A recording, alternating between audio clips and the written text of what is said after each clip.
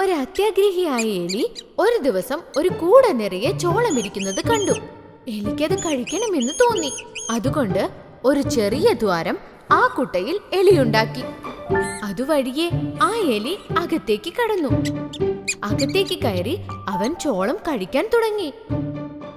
വയറ് നിറച്ച് കഴിച്ചപ്പോ എലിക്ക് വല്ലാത്ത സന്തോഷമായി.